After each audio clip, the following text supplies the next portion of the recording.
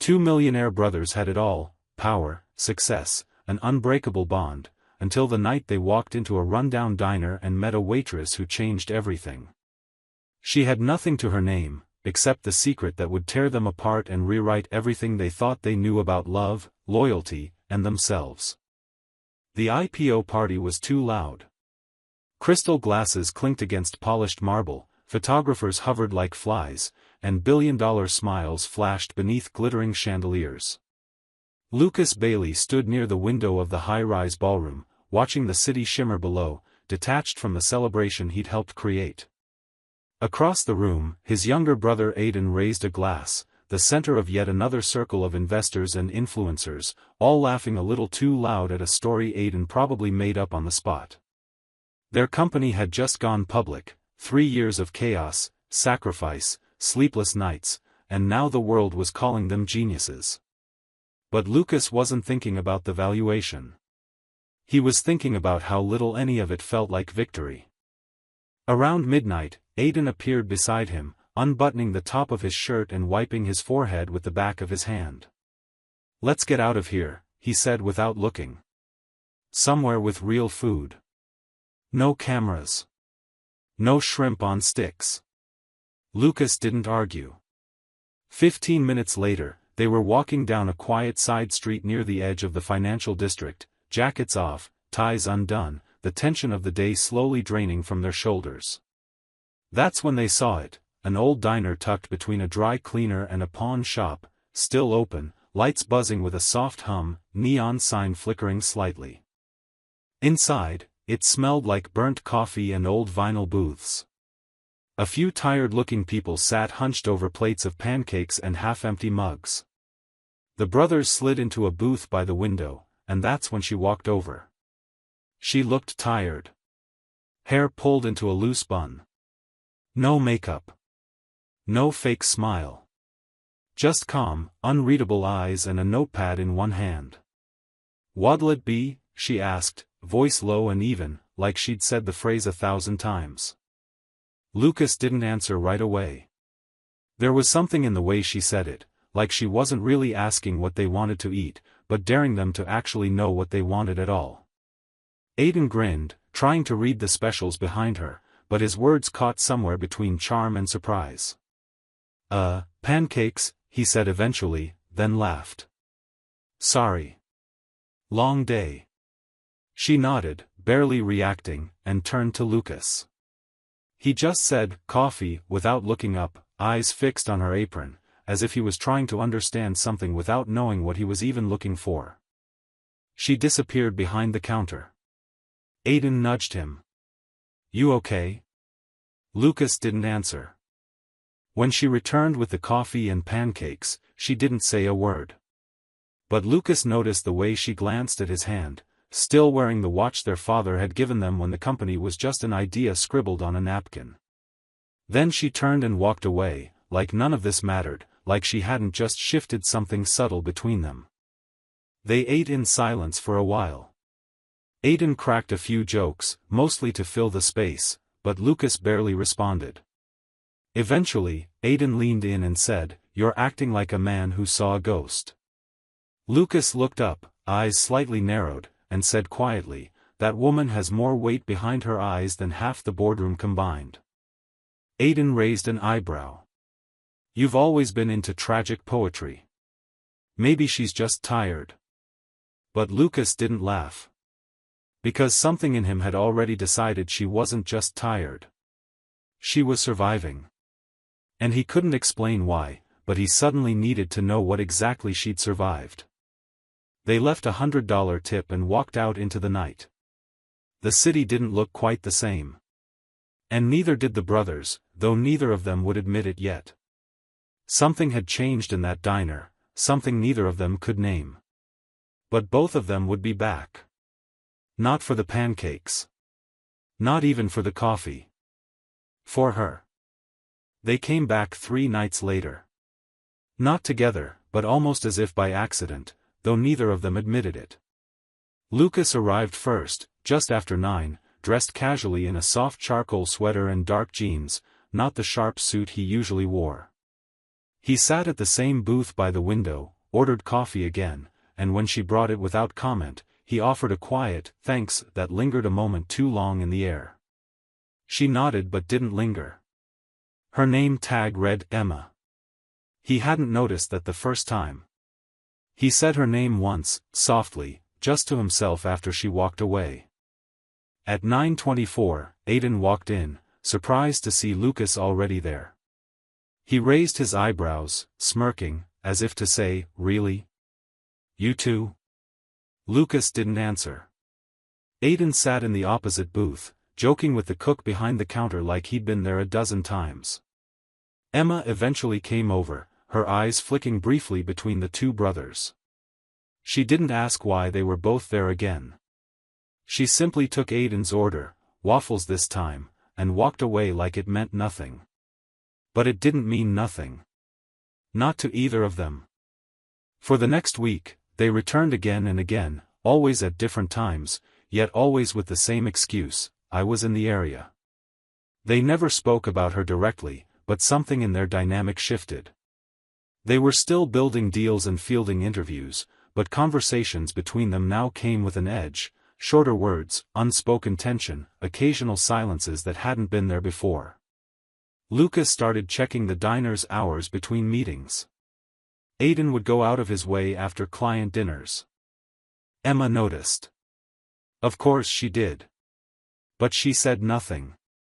She worked late shifts, cleaned up after drunk college kids, ignored comments, handled rude customers, and smiled only when she meant it, which was rare. But with them, something was different. She never flirted. She never lingered. Yet there was a quiet softness in how she poured Lucas's coffee or how she remembered Aiden's weird allergy to cinnamon without him ever asking. One night, it was raining hard. The streets shimmered with headlights and puddles. Lucas stayed late at the office, but something pulled him back to that diner again. When he walked in, she wasn't behind the counter. It was strange enough that he asked the new girl on shift. The response made him pause. "Emma?"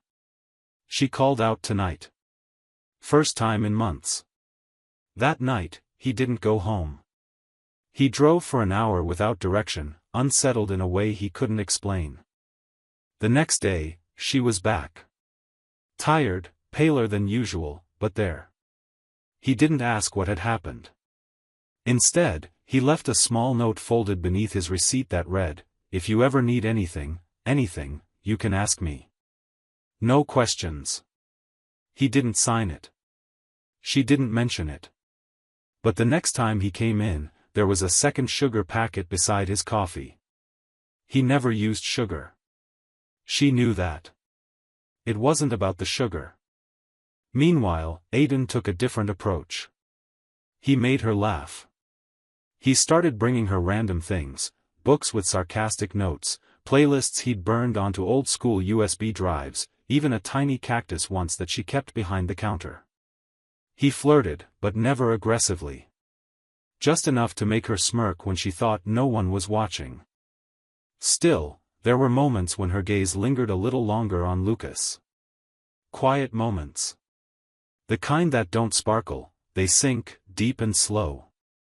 And then came the night she didn't show up again. And this time, neither of them took it lightly. Aiden called the diner twice. Lucas drove by and saw the lights off earlier than usual. Something felt wrong. They didn't tell each other what they were thinking, but both of them understood the same thing: they weren't just curious anymore. They were invested. And not in the way they usually were. This wasn't a deal. This was something messier. Something personal. Emma didn't return to the diner for 3 days. Not one shift. Not a single word. No one knew where she was or why she'd vanished. The manager was tight-lipped, muttering something about personal leave, but it was clear no one had actually heard from her. Lucas heard it first during one of his late-night visits, and the moment the words left the cashier's mouth, something in him dropped. He left without finishing his coffee and didn't sleep that night. Aiden, meanwhile, showed up the following afternoon, laughing with the cook until he realized Emma wasn't in the kitchen. When he was told the same vague explanation, his expression shifted instantly. That night, he called Lucas. It was the first time they'd talked outside of work in weeks. "She's gone," Aiden said. "I know," Lucas answered. "What are we doing?" Aiden asked, his voice quieter now, more honest. "You feel it too, don't you?" Lucas didn't respond. There wasn't a point in pretending. They both knew. The next day, Aiden did something impulsive. He went to the manager and asked for Emma's emergency contact. Of course, they wouldn't give it, but money talks louder than policy. With a generous donation to the diner's struggling renovation fund, Aiden got a name, Sarah Clark. A contact number. An address across the city. Lucas found out the same way he always did, through one of the assistants, who noticed a car booked in Aiden's name headed toward a residential district. Lucas cancelled his meetings and followed. Not to interfere, he told himself, but because something inside him burned at the thought of Aiden being the one to see her first. Or worse, being the one she let in. They both arrived minutes apart. Aiden was already at the door, knocking, holding a box of soup and crackers like some kind of misplaced apology. Lucas parked down the street, walked up slowly, and the look on Aiden's face when he saw him wasn't angry, it was resignation. She opened the door. And for a moment, none of them spoke. Emma looked smaller than they remembered. Pale. No makeup. Wearing an oversized sweater and holding a phone in one hand, like she hadn't expected anyone to find her, let alone both of them. The apartment behind her was dark and quiet. No TV. No music. Just silence. "I'm fine," she said finally, her voice hoarse. "I just needed space." "You disappeared," Aiden replied gently. "You scared the hell out of us," Lucas added, tone lower. She hesitated before stepping aside. "You might as well come in. You're not the kind of men who go away easily." Inside, the apartment was almost bare. A small couch. A coffee table covered in books and empty tea mugs. A photo of a boy on the wall, smiling, maybe 15, with Emma beside him. Lucas stared at it. "My brother," she said, catching his gaze. "He died last year. Fentanyl. He was clean for 7 months, then, one night." Aiden sat down slowly. "I'm sorry. He was all I had left," she continued. "Mom's gone. Dad never existed. It's just been me since." Lucas stayed standing. "Why didn't you tell us?" She let out a bitter laugh. "Tell you what? That I was broken? That I'm not someone who fits into your world?" "No," Aiden said. "That you were human. That's all we needed." Emma looked between them. "I didn't want to be a problem. You two have this empire. The way you look at people, it's like you already know their value. I didn't want to be one more calculation." Lucas stepped forward. "You were never a calculation. I didn't want your pity either." "We don't pity you," Aiden said. "We admire you." She looked away, jaw tightening. "It's easier not to let anyone in. I learned that a long time ago." Lucas sat down finally. "Then why did you let us keep showing up?" Emma didn't answer right away. When she finally did, it was barely above a whisper. "Because for the first time in years, I wanted to be seen." The silence that followed wasn't awkward. It was heavy, but necessary. Aiden leaned forward, elbows on his knees, looking at the floor. Lucas kept his eyes on her. They were both in the same place, stuck between who they were supposed to be, and who they were starting to become because of her. Emma stood. "I need time. I don't know what this is, or what I want it to be. But I know I can't handle the two of you circling like I'm a prize." "We're not circling," Lucas said. Yes, you are. You're brothers. But this will break you if you let it. She walked to the door and opened it, her meaning clear. They didn't argue. They just left. Quietly. Separately. That night, the Bailey brothers didn't speak. Not in person. Not by phone. For the first time, it wasn't about business. It was about her. And neither of them knew how to win without losing everything else. 3 weeks passed, and neither Lucas nor Aiden returned to the diner. Not because they didn't want to, but because something had broken wide open between them. For the first time in years, they avoided each other outside of meetings, conversations between them stripped down to bare necessities, calculated and impersonal. The usual flow of their business partnership, so smooth, so instinctive, became jagged. Decisions dragged longer, tempers flared quicker, and the team felt it. Even Monica, their longest-standing executive, mentioned it once during a tense strategy call. "Whatever this is between you two," she said sharply, "fix it. Because it's starting to bleed into the floor." Neither responded. Because neither knew how. Lucas buried himself in the back end of the company, locking himself in long negotiations, restructuring old projects, and sitting through hours of investor calls with the detachment of a machine. He became quieter, colder, as if freezing out everything around him would keep him from feeling too much. He thought of Emma constantly. In the late hours of the night when the office emptied, he would find himself staring at the photo of her brother she had in her apartment. The look on her face in that picture, hopeful, younger, whole, haunted him. He knew that version of her didn't exist anymore. And somehow, he hated that he hadn't known her then. Aiden, on the other hand, didn't hide how badly it affected him. He pulled back from work, missing calls, skipping meetings, disappearing into late nights and long weekends with no explanation. He started spending more time alone, in places that didn't require answers or expectations. The charm he usually wore like armor was gone. He couldn't fake it anymore. Not with her silence echoing louder than any rejection he'd ever known. And not with Lucas, who wouldn't even look him in the eye. One night, nearly a month after they'd last seen Emma, Lucas came home to find Aiden sitting on the steps of their father's old townhouse, the one neither of them had visited in years. It was raining lightly, the kind of soft spring rain that made the streets shimmer, and Aiden had a bottle of scotch resting at his feet. "You're late," Aiden said without looking up. "I wasn't planning to come." "You always say that before you do."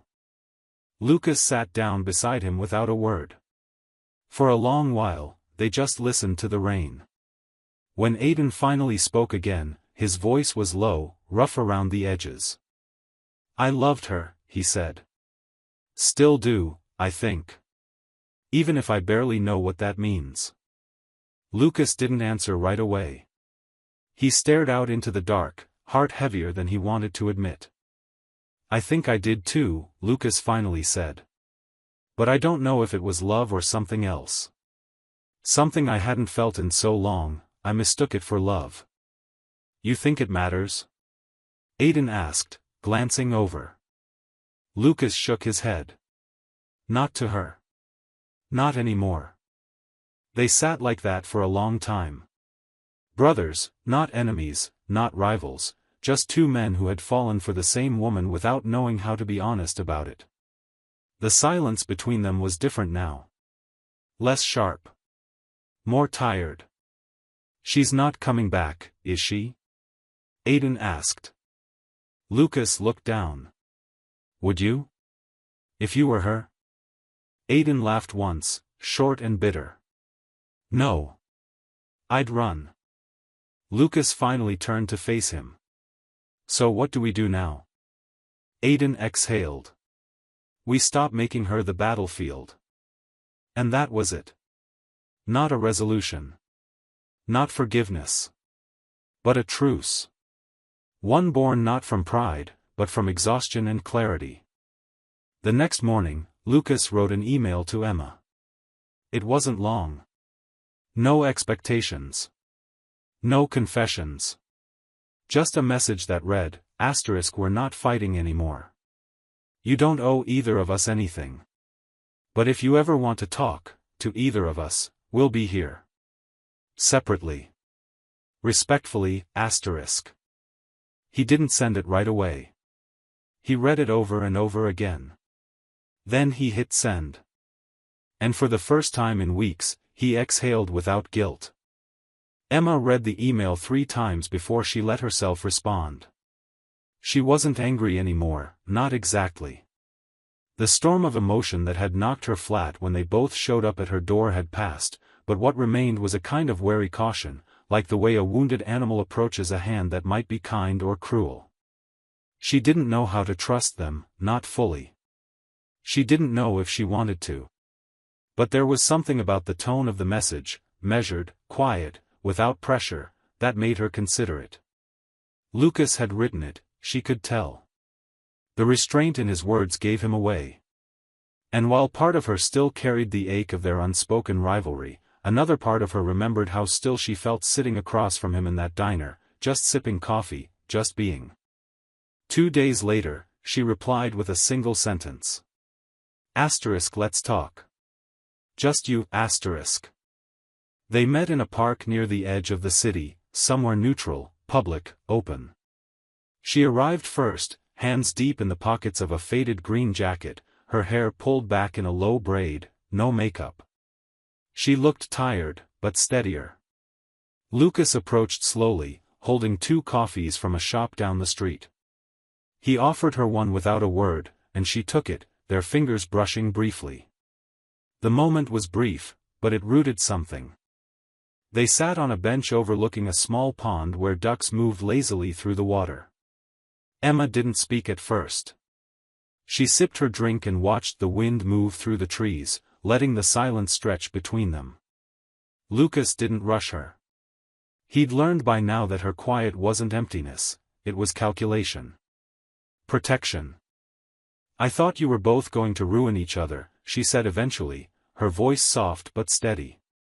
"And I didn't want to be the reason." "You weren't," he said. "We almost did that on our own." Emma nodded slowly, as if she already knew. "I didn't expect either of you to get so tangled up in this. I didn't even realize it was happening until it was too late." Lucas set his coffee down and leaned forward, resting his forearms on his knees. "I didn't either. At first, I thought it was just distraction. Curiosity. But then I started noticing little things, how I'd remember your voice when the room went quiet. How I'd find myself replaying conversations we never finished." Emma's lips curved slightly. Not quite a smile. "And Aiden? He loved how alive you made him feel," Lucas said honestly. "You reminded him that he had a heart, and he chased that like oxygen. But I think he knew early on that he wasn't the one you looked at when you were quiet." Emma looked at him then, really looked. "Why didn't you say something sooner?" "I didn't want to be another person trying to take something from you," he said. "So I waited. And then it was too late." "No," she said, shaking her head gently. "It wasn't too late. I just needed to see if either of you would stop trying to win me." They sat in silence again, this time softer. The pond shimmered under the late afternoon sun, and a child nearby laughed as her dog pulled at the leash. The noise grounded them in the real world, in the ordinariness of it all, and somehow that made the moment feel even more important. Lucas turned to her. "I'm not asking for anything. Not today. Not ever, unless you want to give it. But I'm here, Emma. And I'm not going anywhere." She looked down at her coffee, then back at him. "What if I don't know what I want?" "Then we wait," he said. "Not together. Not apart. Just, honestly." For the first time in weeks, her shoulders relaxed. There was no weight hanging over the moment. No pressure to fix everything. No ticking clock. They parted without touching, but with something stronger than contact. A fragile understanding. The kind of quiet that grows roots slowly. That night, Emma sat in her apartment with the lights low, rereading old journal entries she hadn't touched since her brother died. She thought about grief, about survival, and about the strange, steady presence Lucas had become without even trying. She didn't know what would happen next. But for the first time, she wanted to find out. The following weeks unfolded in slow, unremarkable pieces, like puzzle parts slipping into place without fanfare. Emma and Lucas didn't fall into anything dramatic or rushed. There were no grand declarations, no sweeping moments of cinematic romance. Instead, it began in the small things, short text messages, unexpected coffees left at her doorstep, and quiet walks that ended in silence rather than goodbyes. Lucas had learned to match her pace, and Emma had learned that not all stillness was a threat. Sometimes, stillness meant safety. Trust came in fragments. She'd ask him questions she'd been afraid to ask before, about his parents, his first failure, the last time he felt alone even in a crowded room. He didn't deflect anymore. He answered, sometimes after long pauses, sometimes with answers that didn't come out smooth but came out real. That was what mattered. Lucas, for his part, found himself changing in ways he hadn't expected. He stopped filling his calendar to the edge. He took long drives without a destination. He stopped checking his phone every 10 minutes. When Emma spoke, he listened, not just with attention, but with the kind of quiet that invited her to say more.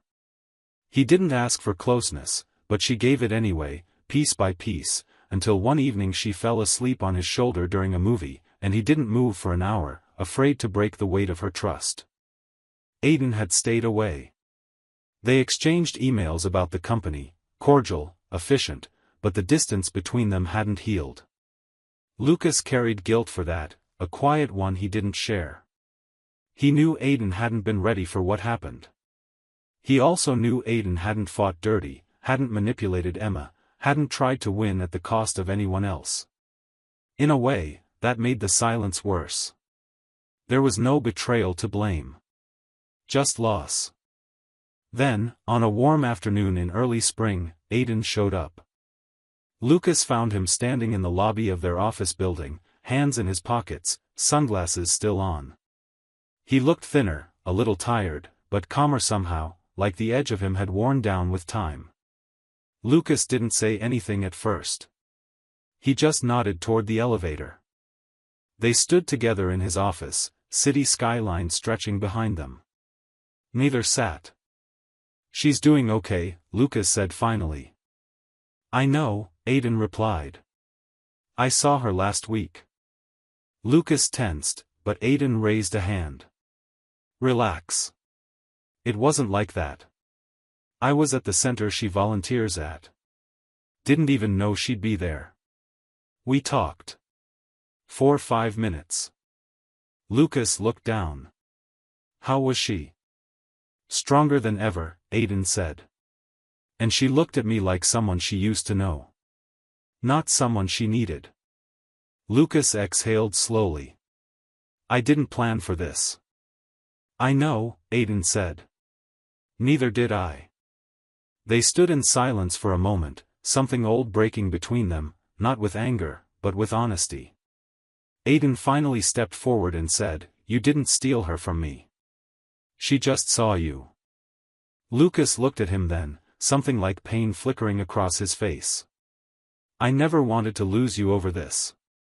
"You didn't," Aidan said. "I left.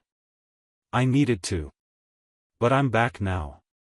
And I think I'm ready to stop holding that against you." Lucas nodded, his throat tight. "You think we can fix this?" "We won't fix it by pretending it didn't happen," Aidan said. "But maybe we can start with dinner. And no business talk." That night, Lucas told Emma about the meeting. She listened without interrupting, her fingers curled around a tea mug, her eyes soft. "That's good," she said simply. "You need your brother." Lucas looked at her for a long time. "And what do you need?" Emma smiled faintly. "Time. Space. But also, this. Right here. They didn't say anything else for a while. But Lucas reached across the table, took her hand, and held it like he'd never known how to before. And she let him. Spring turned into early summer with little ceremony.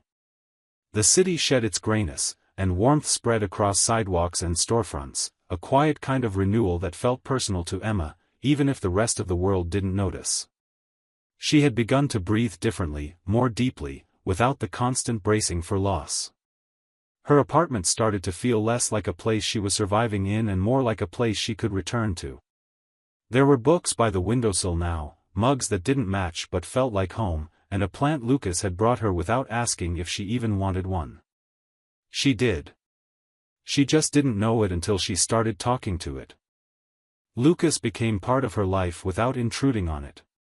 He wasn't trying to fix her anymore, he had stopped offering solutions, stopped showing up with carefully crafted plans, and instead started showing up just to sit next to her while she worked, or to walk her home from the center when she stayed too late. Their connection had shed its sharp edges, and in its place was something quieter, something that didn't need to prove itself. Sometimes they spoke for hours, sometimes not at all. He never reached for more than she gave. But when she gave, small gestures, passing touches, a look that lingered longer than before, he held those moments like they were the most important things in the world. One Saturday, Lucas invited her to a dinner party. It was a small gathering, board members, a few team leads, some longtime friends of the company. He didn't pressure her, only said he'd like her there. She hesitated at first, unsure of how she'd fit into a room full of polished people with generational money and practiced smiles. But something in her shifted, and for the first time, she didn't let fear write the ending. She said yes. She wore a simple black dress and no jewelry. Her hair was down, loose around her shoulders, and she wore a shade of lipstick that looked like it might have been a dare she gave herself. Lucas didn't compliment her with empty words, he just looked at her for a moment longer than usual when she arrived, and said, "You're here." That was enough. The night started slow. People smiled politely, asked vague questions, didn't quite know how to place her. She didn't apologize for being out of place. She didn't shrink. She listened more than she spoke, offered honest responses, and didn't pretend to be anyone but herself. By the end of the night, one of the guests, a woman from an education nonprofit, had pulled her aside and asked if she'd consider consulting on a community program. Lucas watched it unfold from across the room, something blooming behind his eyes that looked a lot like pride. After the last of the guests left, Lucas and Emma remained in the garden behind the townhouse, the glow of string lights warming the space between them. She slipped off her heels and curled her toes into the grass. He handed her a glass of something cold and citrusy, then leaned against the railing, watching her instead of the stars. "I've never brought anyone into this world before," he said, quiet and almost uncertain. Emma tilted her head. "Why now?" He didn't answer right away. "Then, because you make it feel like it doesn't own me anymore." She took a step closer, setting her glass down. "You don't have to be one version of yourself all the time, you know. You can be all the messy, quiet, strong, complicated pieces. I don't need the man in the suit. I just want the one who sits with me on Tuesdays when I can't sleep." Lucas looked at her like she'd just said something sacred. "I don't want to go back to how it was before you." Emma smiled, not wide, but slow and certain. "Then don't." He reached for her hand then, not suddenly, but like he'd been waiting to do it right. And when their fingers met, she didn't pull away. In the stillness of the garden, under a sky not quite dark and not quite morning, something shifted between them again, not with urgency, but with quiet certainty. Not because it was perfect, but because it was finally real. Emma didn't tell Lucas she loved him the first time she realized it. It came to her quietly, in the middle of an ordinary morning while they were at the grocery store, of all places. He was arguing with an elderly woman over the last loaf of fresh sourdough and somehow managed to charm her into giving it up without even trying. Emma stood a few feet away, watching the exchange unfold like a scene from someone else's life, and something inside her just softened completely. There was no cinematic music playing, no moment of clarity that felt like a climax, just a deep, still knowing that this man, with all his restraint and history and slow patience, had taken up permanent space in her heart. But she didn't say it. Not because she was afraid he wouldn't feel the same, but because she wanted it to come out at the right time, when the words wouldn't feel like pressure but like truth. That truth came 3 weeks later, on the anniversary of her brother's death. She hadn't told Lucas what the date meant until the day before. Even then, she downplayed it, pretending she didn't want to make a big deal out of it, acting like it was just another difficult day that she knew how to get through. Lucas didn't try to change her mind. He just said, "I'll be there," and he was. They went to the cemetery early, before the sun had fully risen, the sky still painted in silver and blue. Emma carried 2 paper cranes in her jacket pocket, one she had folded the night before, one for her brother, one for herself. She didn't speak much while they were there, and Lucas didn't ask her to. Afterward, they drove with no destination in mind until they found themselves by a lake she used to visit with her brother when they were kids. They sat on the edge of the dock, their legs hanging over the water, the breeze cool against their faces. Emma leaned her head against Lucas's shoulder, eyes half closed, body heavy with memory and grief, but not alone this time. He wrapped an arm around her gently and didn't speak until she did.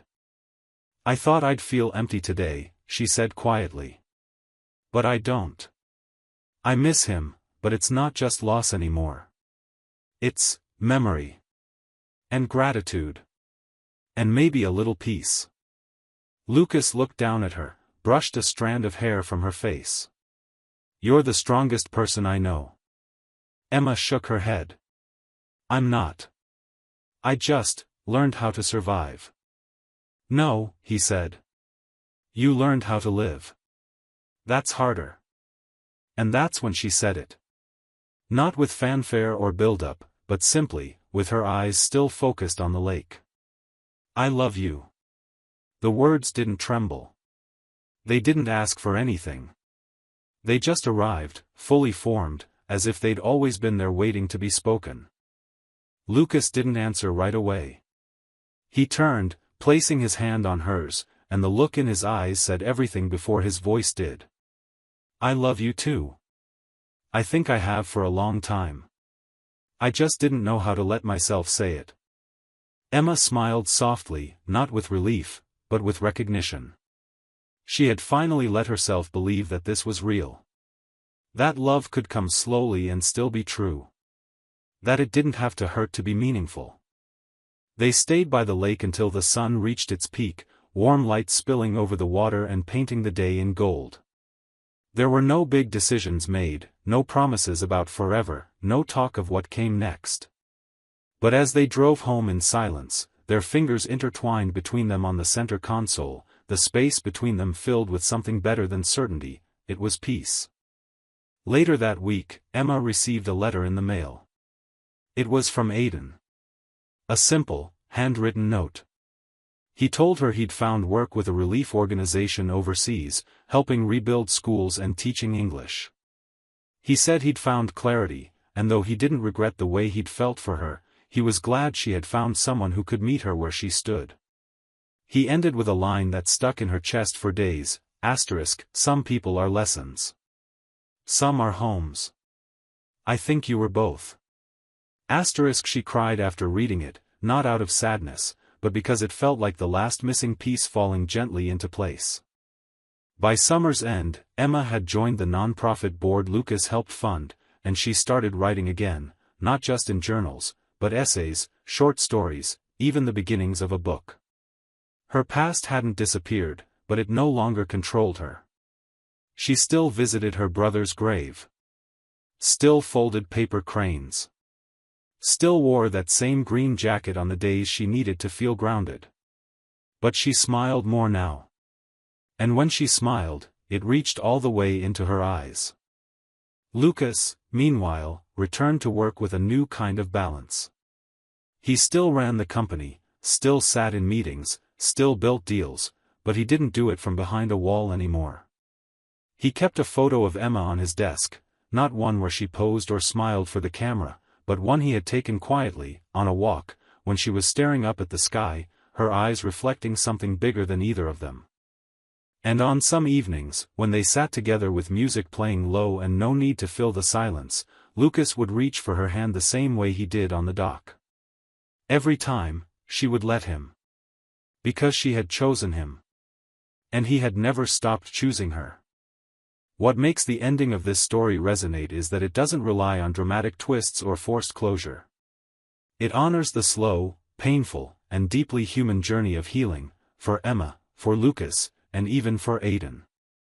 There's no perfect victory here, only real growth, earned connection, and quiet emotional redemption. Emma doesn't become someone new, she becomes more herself. Lucas doesn't sweep in as a savior, he learns to show up without fixing, without control, just with presence. Aiden's path, though it ends in distance, isn't a loss, it's a necessary step toward his own peace. This is a story where love doesn't come in grand gestures, but in steady hands, in being seen, and in choosing someone without needing to own them. To me, that's not just a romantic ending, it's a mature, honest one. And those are the endings that stay with us.